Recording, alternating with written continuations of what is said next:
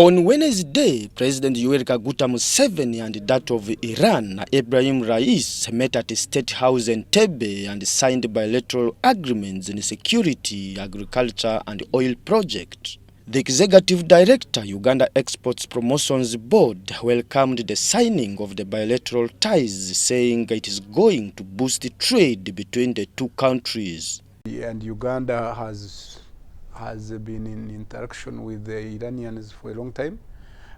Although the trade between the two countries has not been strong, Dr. Elly Twineyo says the trade has been ongoing between the two countries. I will tell you that before COVID, Iranian business people came and visited Uganda, and they were interested in buying what? In buying tea and coffee. They had wanted to begin, for starters, they had wanted to begin with about, I think, 10 to 50 million US dollars. Maybe now we have to follow up on this. And when COVID came, of course, it has disrupted many things. So you are looking at even one product alone having estimates of 50 million. But I tell you, Dr. Elly lists agricultural products like coffee, tea and horticulture as potential products for Ugandans to export to Iran.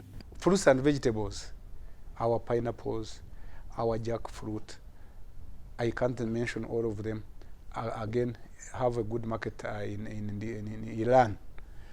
When I visited Iran, I visited, they had a very well-developed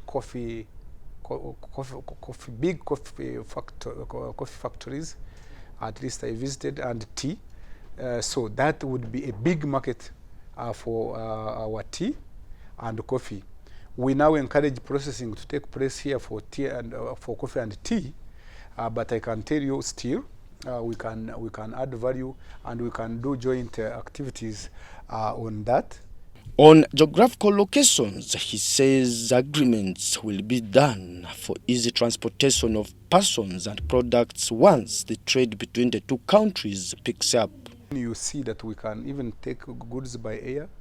We have our own Ugandan airlines, but we have airlines which are even near them, Turkish Airlines, Qatar, but we have Emirates also going to many places, and we have all these other airlines.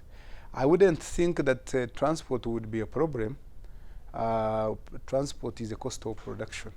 He also alleged fears of Uganda entering into trade with Iran, a country perceived to be anti-US and UK, saying Uganda is an open country to the world for business regardless of their relationships with other countries. Uganda has created a neighboring environment for more than 3 decades.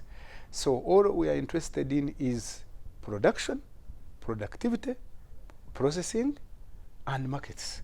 So if the market is in Iran, let's have a market in Iran. Let the relationship between trade relationship between Uganda and Iran be a trade relationship between Uganda and Iran.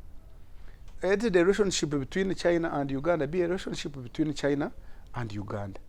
And let the relationship between Iran and USA be a relationship between Iran and USA, because we are Uganda. Aguta for UBC News in Kampala.